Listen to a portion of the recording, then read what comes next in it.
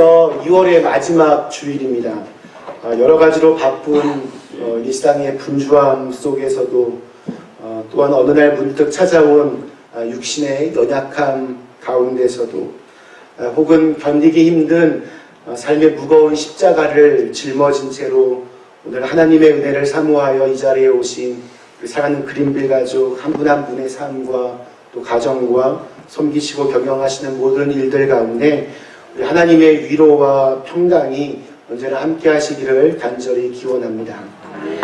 우리는 지난 주일에 자기를 죽이려고 계속 쫓아오는 사울왕을 동굴 안에서 단번에 죽일 수도 있었지만 그 순간 감정으로 반응하지 않고 믿음으로 반응했던 다윗을 만났습니다.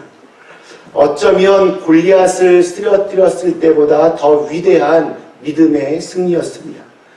질투와 증오심 때문에 눈이 멀었던 사울왕의 입에서 너는 나보다 의롭다라는 믿기 힘든 고백이 터져나왔습니다.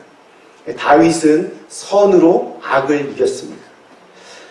다윗을 통해 인생을 배운다. 오늘 7번째로 다룰 내용은 이 사울왕의 분노와 광기가 사실은 다윗에게도 있다라는 것으로 그렇게 시작을 합니다. 사무엘상 24장과 또 25장 사이에 얼마의 시간이 흘렀는지는 정확히 알 수는 없지만 24장에서의 다윗의 모습과 25장에서의 다윗의 모습은 굉장히 다릅니다. 정반대의 모습입니다. 오늘 등장하는 다윗은 정말 분노가 머리끝까지 치솟아 있습니다. 자신과 함께 있던 600명 중에 400명에게 칼을 차게 하고 복수를 하러 떠납니다. 자기를 좀 우습게 본 사람을 내가 죽이겠다고, 그 사람뿐만이 아니라 한 사람이 아니라 그 집에 있는 모든 남자들을 다 죽이겠다라고 그렇게 말합니다.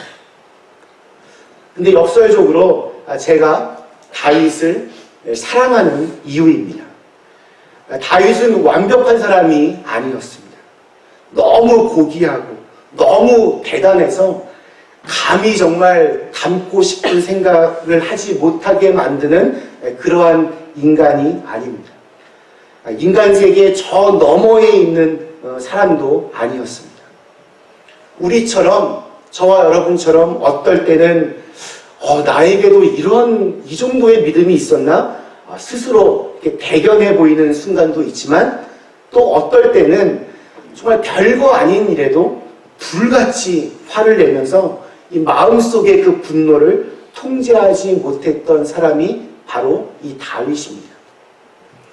사실 우리가 이 일상을 살아가면서 화내지 않고 살 수 있는 사람이 어디 있겠습니까? 기쁨, 노여움, 슬픔, 즐거움, 이 희노애락의 이 모든 감정은 다 하나님께서 주신 것입니다. 그래서 다 소중한 것들입니다. 사람이 살면서 매일매일 그냥 기쁘고 즐겁게만 살아간다면 아마 그 사람은 이렇게 머리에 꽃 달고 이렇게 있는 사람일 겁니다. 정상이 아닙니다. 때로는 슬픔이 우리를 더욱더 강하게 만들기도 하고 또 때로는 노여움이 우리를 새로운 자유와 해방의 세계로 이끌기도 합니다. 우리가 살아가는데 다 필요한 것들입니다. 그러나 그렇다고 해서 감정이 이끄는 대로 살아가면 큰 낭패에 빠집니다. 특별히 너무 빨리 이 분노를 폭발시키면 거의 대부분 큰 후회를 남깁니다. 그래서 전도서 7장 9절에서 이렇게 권면을 합니다. 급한 마음으로 노를 바라지 말라. 노는 우매한 자들의 품에 머무릅니다. 급한 마음을 가지고 이렇게 급하게 화를 내면 하나님의 의를 이룰 수 없습니다. 왜 화를 이렇게 너무 급하게 내면 미련한 사람이 될까요? 화를 내가 내는 순간 모든 이 머릿속에서의 생각들이 다 차단되기 때문입니다. 분별력이 사라집니다. 화를 내면 그 순간 그 속에는 혈기밖에는 없습니다. 우리 마음속에 어떤 분노의 감정이 치밀어 오를 때 그 분노를 잘 다스릴 수 있도록 자기 통제를 잘 하는 것이 신앙적으로도 또 인격적으로도 성숙한 사람이라 말할 수 있습니다. 자, 다윗은 오랫동안 굉장히 초조한 시간을 보냈습니다. 긴장한 상태로 너무 오랫동안 있었습니다. 울적한 마음으로 답답한 세월을 보냈습니다. 왜냐하면 계속해서 사울왕이 자기를 죽이겠다고 쫓아다녔기 때문입니다. 머물 곳이 마땅치 않았습니다. 안식처도 없었습니다. 금방 이 일이 다 끝나고 다 해결될 줄 알았지만 여러 해가 지나가면서 다윗도 그 인내심의 한계에 다다르게 된 것입니다. 감정적으로 이렇게 평온의 상태를 유지할 수 없었습니다. 거기에다가 자기 인생의 멘토이고 또 영적인 스승이었던 사무엘 선지자가 죽었다는 소식이 그에게 들려왔습니다. 아주 슬픈 소식이었습니다. 자기의 영적인 후원자였던 사무엘이 이제 없다는 것입니다. 그의 마음도 분명히 아프고 슬펐을 것입니다. 오늘 25장 1절에는 이 사무엘의 죽음을 가지고 온 국민이 애도하는 모습으로 시작을 합니다. 그런데 그럼에도 불구하고 그는 장례식에조차 찾아갈 수 없었습니다. 왜냐하면 사울왕이 그를 계속 쫓아오고 있었기 때문에 사무엘이 장례식 그 현장에 다윗이 나타나면 그것은 지금 나자나가쇼 하는 것과 똑같은 상황이었습니다. 그래서 어쩔 수 없이 이스라엘 본토에서 가장 멀리 떨어진 아라비아 반도 최남단에 있는 바란 광야로 피신을 합니다. 여러분, 그의 마음이 이때 얼마나 정말 가슴이 미어졌겠습니까? 그 후에 또 하나의 사건이 사무엘상 25장 44절에 나오는데 인간적으로 너무나 충격적인 보고를 받습니다. 자기 아내를, 사울의 딸이었던 자기의 아내를 사울왕이 도로 빼앗아서 다른 남자에게 시집을 보냈다는 것입니다. 진짜입니다. 다윗에게 시집 보냈던 딸을 빼앗아서 다른 남자와 재혼을 하게 만들었습니다. 그럼 다윗의 마음이 어떠했겠습니까? 자기의 스승을 잃어버렸습니다. 자기의 아내도 빼앗겼습니다. 거기에다가 오늘 사무엘상 25장 전반적인 내용을 볼 때 먹을 것을 구하는 것도 점점 어려워지고 있었다는 것을 예상할 수 있습니다. 여기저기 도망을 다니며 지금 600명의 식소를 먹인다라고 하는 것이 절대 쉬운 일이 아니었을 것입니다. 다윗이 도망자의 시간이 길어지면 길어질수록 그의 마음은 점점 초조해졌고 사무엘이 죽으면서 자기의 어떤 그 사명도 점점 사라지게 되고 당장 먹을 것을 걱정해야 할 만큼 지금 굉장히 궁핍한 가운데 있습니다.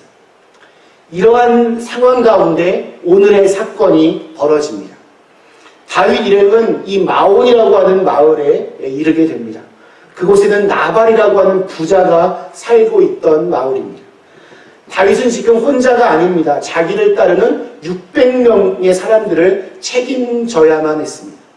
먹을 것, 입을 것, 잠잘 곳 찾는 것이 정말 쉬운 일이 아니었습니다. 그래서 이 나발이라고 하는 부자에게 도움을 청합니다. 그때는 양털을 깎는 시기였습니다. 그래서 주인은 양털을 깎는 그 시기에 목자들에게 큰 잔치를 베풀었습니다. 그리고 주위에는 다른 이웃들까지 다 초청을 했습니다. 다윗은 자기도 이 잔치에 참여할 자격이 있다라고 생각했습니다. 왜냐하면 아마도 다윗이 이 나발의 목자들을 돌보아 주었기 때문입니다. 그런데 나발이라고 하는 이 부자에게 양식을 구했다가 아주 보기 좋게 거절을 당합니다. 그것도 모욕을 당하고 자존심이 짓밟히면서 거부당한 그 일이 오늘 중요한 사건으로 기록이 됩니다. 이 나발이 어떻게 다윗을 욕했을까? 10절과 11절이 이렇게 증언을 합니다. 나발이 다윗의 사환들에게 대답하여 이르되 다윗은 누구며 이새의 아들은 누구냐? 요즘에 각기 주인에게서 억지로 떠나는 종이 많도다. 내가 어찌 내 떡과 물과 내 양털 깎는 자를 위하여 잡은 고기를 가져다가 어디서 왔는지도 알지 못하는 자들에게 주겠느냐 하는지라. 여러분, 나발이 정말 다윗이 누구였는지 몰랐을까요? 아마 알았을 것입니다. 그런데 나발은 아마 사울왕의 눈치를 보았을 것입니다. 사울왕이 지금도 권력을 잡고 있습니다. 다윗을 보니 여전히 지금 도망자 신세입니다. 몰골이 우스워 보입니다. 다윗을 얕잡아 보고 무시했습니다. 나발은 자신의 것을 주기 싫어서 다윗을 지금 돈 몇 푼 이렇게 뜯어내는 깡패 취급을 하고 있는 것입니다. 이 말에 요즘 말로 다윗이 꼭지가 돌았습니다. 악으로 지금 선을 갚는다고 하면서 이 나발의 씨를 말리겠다라고 작정을 하고 복수의 칼을 들고 이제 길을 나섭니다. 나발의 그 야비함이 다윗 속에도 있던 그 야비함을 건드린 것입니다. 뭐 아무리 믿음이 좋은 사람이라도 다 그 죄성이 남아 있습니다. 그래서 그것을 건드리면 나도 알지 못하는 사이에 그것들이 폭발될 때가 있습니다. 다윗은 여러 상황이 지금 자신에게 불리하게 돌아가자 점점 자신감을 잃어버리기 시작했고 마음의 여유도 사라졌습니다. 또한 그동안 이렇게 꼭꼭 억눌러 두었던 여러 그 감정들이 나발의 모독으로 인해서 폭발한 것입니다. 다윗은 미치광이 사울조차도 하나님의 사람이라며 존중하며 하나님이 재판장이 되실 것이라고 그렇게 말했는데 나발 같은 이 인간 말종 쓰레기 같은 사람이라고 그를 자기가 직접 심판하러 나선 것입니다. 그가 그동안 이렇게 쭉 쌓아왔던 정말 멋진 용사, 온유한 지도자의 이미지가 하루아침에 무너질 위기 속에 처하게 되었습니다. 바로 그때 이 다윗을 광기로부터 구원하는 한 지혜로운 여인이 등장합니다. 바로 아비가일입니다. 이 여인이 어떻게 정말 흥분하여 펄펄 뛰고 있었던 다윗을 진정시켰을까요? 이 나발의 아내인 아비가일의 모습을 성경은 아주 용모가 아름답고 총명하며 지혜로웠다라고 기록하고 있습니다. 아비가일은 나발이 자기의 남편이 다윗을 무시하고 조롱했다라는 소식을 들었습니다. 다윗이 격분해서 자기의 부하들을 이끌고 온다는 사실도 알게 되었습니다. 어떻게 하면 다윗의 마음을 진정시킬 수 있을까 잠시 고민했을 것입니다. 급히 자기가 구할 수 있는 모든 음식을 다 동원해서 나귀의 것들을 싣고 다윗이 올 만한 길로 다윗을 맞으러 나갔습니다. 다윗을 보자 나귀에서 내려서 땅에 엎드려 간청을 합니다. 먼저 나발의 죄를 인정합니다. 팔은 이렇게 안으로 굽는다고 했는데 자기 남편을 이렇게 두둔하거나 핑계하지 않았습니다. 나발은 그 이름처럼 미련한 사람이라고, 그래서 그렇게 한 것이라고 그렇게 인정을 합니다. 그러나 그러면서도 이러한 일로 화가 나서 피를 보면 안 된다라고 그렇게 말을 합니다.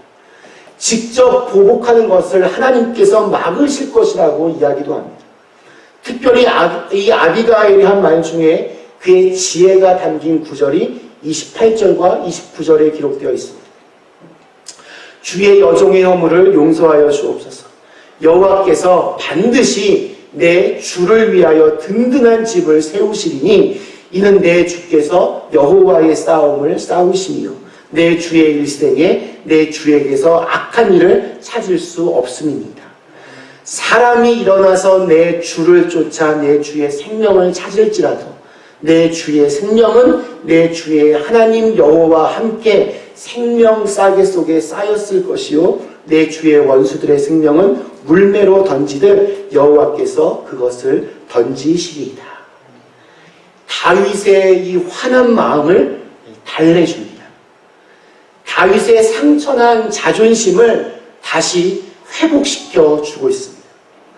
그리고 보다 더 중요하게 나발을 보지 못했던 다윗조차도 잠시 잊고 있었던 다윗의 미래를 향한 하나님의 약속을 하나님이 주신 사명을 다시 한번 일깨워 줍니다.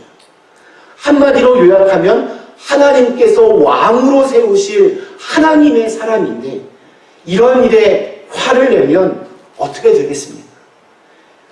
다른 모든 일들은 다 내가 알아서 잘 처리할 테니까 당신은 왕이 될 사람답게 너그럽게 처신하십시오. 아주 지혜롭게 다윗의 마음을 진정시킵니다. 그러면 사실 모든 분노는 두려움에서 시작이 됩니다. 이대로 몰리면 끝장이라고 하는 절박한 심정이 그 두려움의 감정이 나보다 좀 만만해 보이는 사람을 만나면 분노로 폭발하는 것입니다. 다윗은 사실 두려웠습니다. 쫓겨다니면서 언제 내 생명이 끝날까? 내 인생이 앞으로 어떻게 될까? 두려움에 쌓여 있었습니다. 아비가일은 그것을 보았습니다. 그래서 다윗에게 하나님이 당신을 사랑하시고 당신의 생명을 보존하실 것이라는 하나님의 뜻을 전하고 있습니다. 마치 예언자와 같습니다. 우리나라 속담에 때리는 시어미보다 말리는 시누이가 더 밉다라는 말이 있습니다. 아주 잘 아십니다. 이 아비가일의 이런 행동에 다윗이 니들 부부 지금 뭐하고 있나? 누군 때리고 누군 얼르고 지금 장난하냐? 무시할 수도 있었을 것입니다. 여자의 말을 무시했던 당시의 관습을 볼 때 얼마든지 그럴 수 있었습니다. 뿐만 아니라 다윗을 따르고 있던 400명이 칼을 차고 지금 뒤에서 다윗을 보고 있습니다. 남자가 한번 칼을 뽑았으면 무라도 잘라야지 지금 여자가 한마디 했다고 바로 꼬리를 내리면 정말 버럭 화를 냈던 다윗의 체면이 정말 말이 아닐 수도 있었습니다. 근데 다윗이 오늘 이 아비가일의 말을 듣고 무엇이라고 말을 합니까? 오늘 읽었던 32절로 또 33절에 이렇게 말하고 있습니다. 다윗이 아비가일에게 이르되 오늘 너를 보내어 나를 영접하게 하신 이스라엘의 하나님 여호와를 찬송하였지어다. 또 내 지혜를 칭찬할지며 또 내게 복이 있을지어다. 오늘 내가 피를 흘릴 것과 친히 복수하는 것을 네가 막았느니라. 다윗은 자기의 잘못을 인정했습니다. 다윗이 정말 위대한 인물입니다. 그는 자신의 잘못을 누가 지적할 때 꽁해서 감히 지금 나를 갖고 뭐라 그래? 이렇게 하지 않고 자기가 잘못한 것이 인정이 되면 바로 그것을 인정하고 사과하는 사람이었습니다. 하나님께서 지금 자신을 위하여 아비가일을 보내신 것이라고 그렇게 믿었습니다. 다윗의 잘못을 지금 지적하기 위해서 하나님께서 아비가일을 사용하신 것이라고 그렇게 믿었습니다. 보면 우리도 가끔 그럴 때 있지 않습니까? 자녀에게 진짜 버럭 막 화를 막 냈는데 자녀가 자초지정 이렇게 사신 건 이래서 이랬고 저래서 저랬고 이야기를 듣다 보니까 내가 좀 심했구나 생각이 들 때 여러분 어떻게 하십니까? 내가 너무 심했다 바로 잘못을 인정하고 자녀에게 사과를 구하십니까? 아니면 어디 지금 어른한테 말대꾸하냐면 이대로 물러나면 안 된다라고 오히려 더 소리를 지르고 더 윽박 지르십니다. 사람들은 다른 사람들의 말을 잘 듣지 않습니다. 귀가 가려워서 이렇게 유혹하는 말에는 미혹되기가 쉬운데 정작 필요한 말을 잘 들으려고 하지 않습니다. 그나마 자신이 좀 존경하는 사람의 말은 조금 듣기도 하지만 자기보다 좀 못해 보이는 그런 사람이 자기에게 뭔가 얘기하면 귀를 절대로 잘 기울이지 않습니다. 그러나 여러분, 하나님은 우리에게 다양한 방법으로 말씀하고 계십니다. 하나님은 때로는 성경에 있는 말씀을 통하여 우리에게 말씀하십니다. 기도 중에 한 줄기 빛처럼 마음속에 들어오는 음성으로 우리에게 말씀하시기도 합니다. 또한 하나님은 우리의 자녀들의 입을 통해서도, 아내의 입을 통해서도, 남편의 입을 통해서도, 또 이웃과 친구의 입을 통해서도 말씀하시기도 합니다. 다윗이 그동안 지켜왔던 선으로 악을 이기라, 하나님이 재판관이 되어주셔서 하나님이 심판하실 것을 믿어야 한다라고 하는 원칙을 이 지혜로운 여인 아비가일 덕분에 계속 지켜낼 수 있었습니다. 하나님께서 이 아비가일을 통해서 말씀하셨음을 들을 수 있었기 때문에 범죄하여서 정말 사탄의 마귀의 함정에 빠지지 않을 수 있었습니다. 그리고 후에 나발이 다윗이 칼을 차고 바로 마을 입구까지 왔었다는 사실을 알게 되자 이 나발이 낙담하여서 몸이 돌같이 굳어지면서 죽게 됩니다. 정말 하나님께서 심판하시는 것을 듣게 됩니다. 다윗은 자기의 뜻대로 인생이 잘 풀려나가지 않자 정말 초조하고 자기의 그 정체성을 잃어버리고 궁핍함으로 사람들의 작은 반응에도 크게 분노를 했습니다. 이 분노로 나발에게 피해 보복을 감행했다면 다윗의 나라를 세우시려는 하나님의 일을 정말 그르칠 수 있는 엄청난 사건이 되었을 것입니다. 그럼 분노는, 급하게 분노하는 것은 일을 그르칩니다. 그러나 하나님의 지혜는 우리로 정신을 차리게 하고 다시 사명감을 고취시키고 환경을 통해서가 아니라 하나님 앞에서 자신을 보게 합니다. 다윗으로 하여금 다윗다움이 무엇인지 깨닫게 한 것처럼 우리로 하여금 하나님의 자녀다운 삶이 무엇인지를 다시 한번 깨닫게 해줍니다. 말씀 마치겠습니다. 사랑하는 그린벨 가족 여러분, 오늘 우리는 자존심이 좀 상했다고 한 집안의 모든 남자들을 다 죽이겠다라고 이렇게 분노가 폭발하는 다윗을 보았습니다. 남자는 참 단순합니다.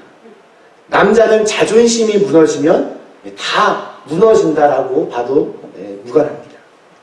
분명히 하나님께서 기름을 부으셔서 장차 왕이 될 것이라고 했는데 점점 시간이 흘러가자 또 주변 상황은 점점 더 안 좋아지자 자신을 우습게 보는 사람이 등장하자 다윗은 폭발했습니다.